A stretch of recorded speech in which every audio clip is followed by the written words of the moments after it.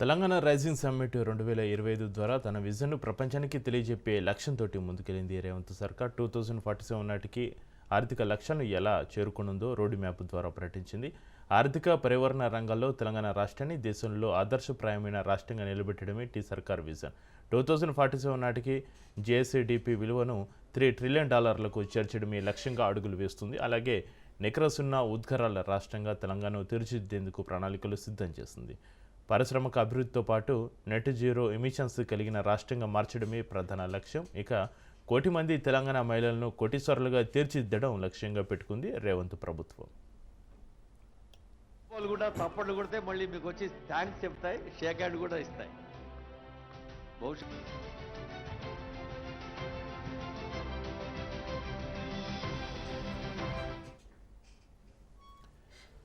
Telangana rising global సమ్మిట్లో పెట్టుబడులు వెలువెత్తే 5,75,000 కోట్ల పెట్టుబడులకు పలు కంపెనీలు ప్రభుత్వంతో ఒప్పందాలు కుదుర్చుకున్నాయి.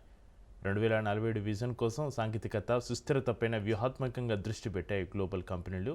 ఫ్యూచర్ సిటీలో జరుగుతున్న తెలంగాణ రైజింగ్ గ్లోబల్ సమ్మిట్లో తెలంగాణ రైజింగ్ విజన్ 2047ను సీఎం రేవంత్ రెడ్డి ఆవిష్కరించారు. 2 ప్రధాన అంశాలు, 3 రీజియన్లు, $3 ట్రిలియన్ ఎకానమీ లక్ష్యంతో డాక్యుమెంట్ను రిలీజ్ చేశారు. 2047 నాటికి ఏ ప్రాంతాన్ని ఎలా అభివృద్ధి చేయాలి, ఏ ఏరియాలో ఏమేమి పరిశ్రమలను ప్రోత్సహించాలి, ప్రపంచంలోని అత్యుత్తమ కంపెనీలను రాష్ట్రానికి ఎలా ఆకర్షించాలనే దానిపైన రోడ్ మ్యాప్ను ఆవిష్కరించారు. గత అనుభవాలు, భవిష్యత్తు అవసరాలను దృష్టిలో పెట్టుకుని విజన్ 2047 డాక్యుమెంట్ తయారు చేశారు.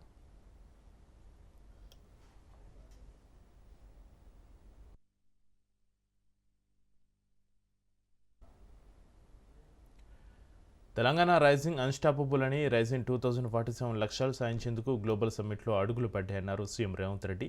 తెలంగాణ రైజింగ్ ప్రయాణంలో వ్యాపార వాణిజ్యవేత్తలు, కార్పొరేటర్లు, విధానకర్తలు, దౌత్యవేత్తలు, ప్రభుత్వం, నిపుణులు భాగస్వాములుగా ఉంటారని ఆయన ధీమా వ్యక్తం చేశారు.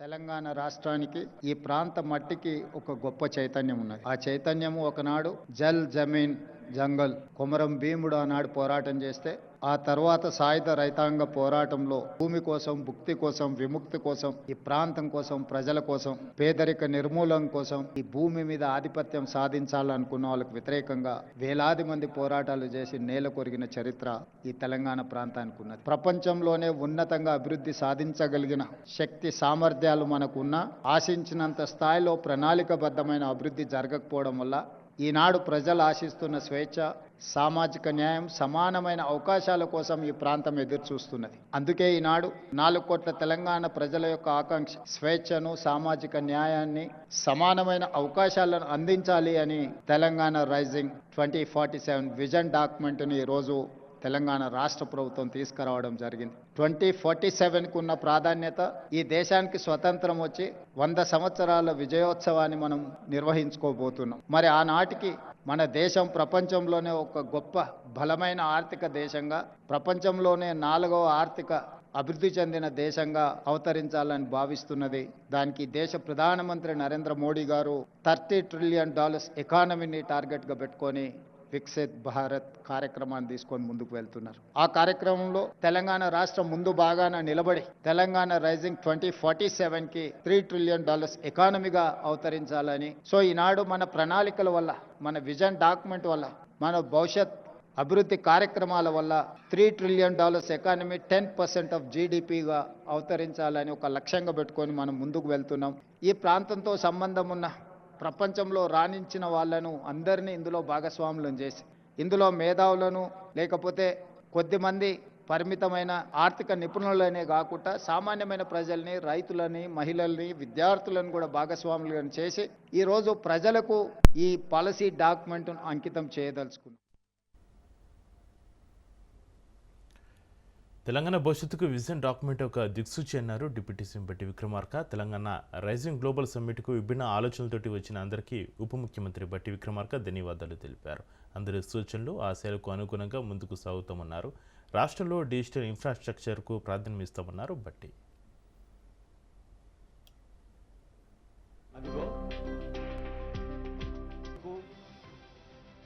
నైపుణ్యాన్ని మెరుగుపెట్టే Telangana You saw the natural hospitality that Telangana is known for it. I want to express heartfelt gratitude for the truly participative spirit in which Telangana Rising 2047 vision was crafted.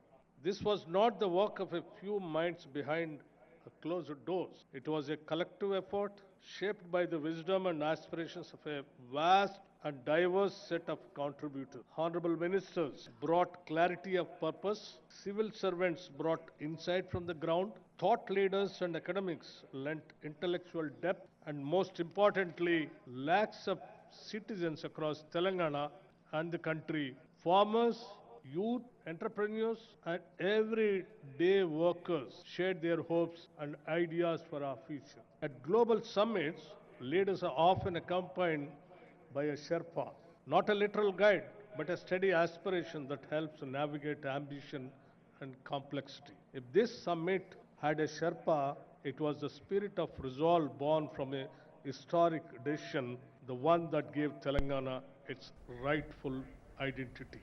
You saw the natural పెట్టుబడులు అభివృద్ధి విషయంలో Telangana vision అద్భుతమన్నారు నీతి Aayog vice chairman Suman బేరి. దేశ తలసరి ఆదాయం కంటే Telangana growth ఎక్కువగా ఉందన్నారు.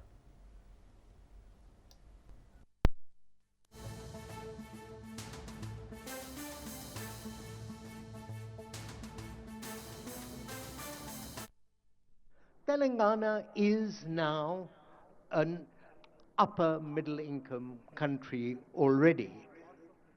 And so, where India wishes to be in the next 5 or 7 years, upper middle income country status, you are already there.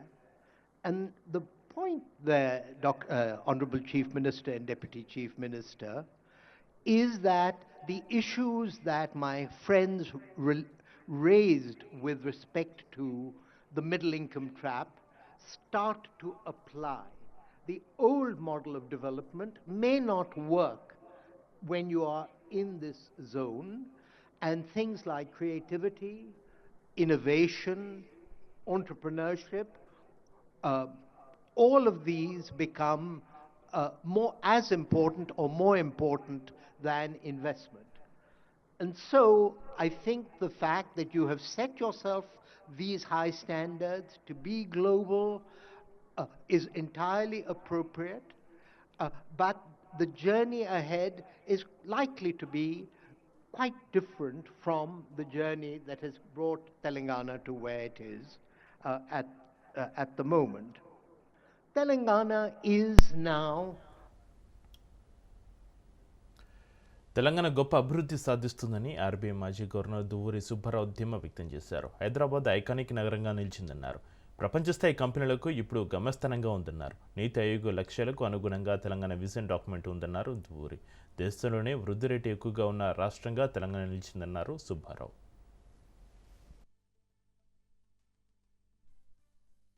Over the last 10 years, Telangana has clocked remarkable progress.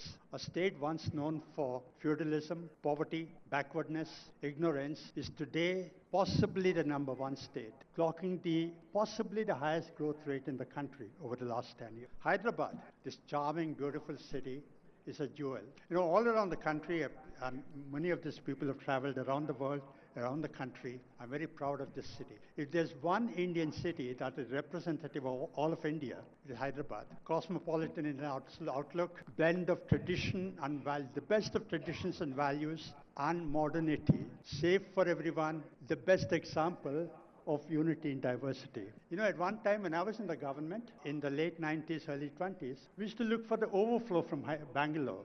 So Bangalore is the icon of India, and Bangalore is saturated, so the overflow will come to Hyderabad. Today, Hyderabad is iconic. It's Hyderabad that people look up to as the first choice. So I'm very proud of what the government of Telangana has attempted.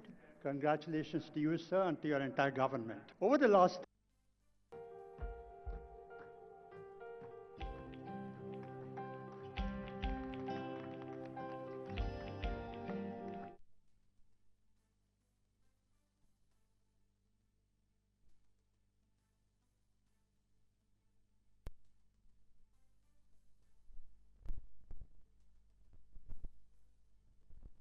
2047 డాక్యుమెంట్కు Anand Mahindra ఫిదా అయ్యారు. దీర్ఘకాలిక లక్ష్యాలతోటి డాక్యుమెంట్ను రూపొందించారని కితాబిచ్చారు. CM Revanth Reddy దార్శనికతకు అభినందనలు తెలిపారు Anand Mahindra.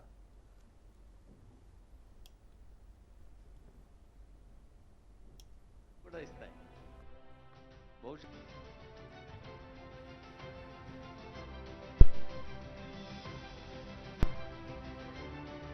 Telangana Rising 2047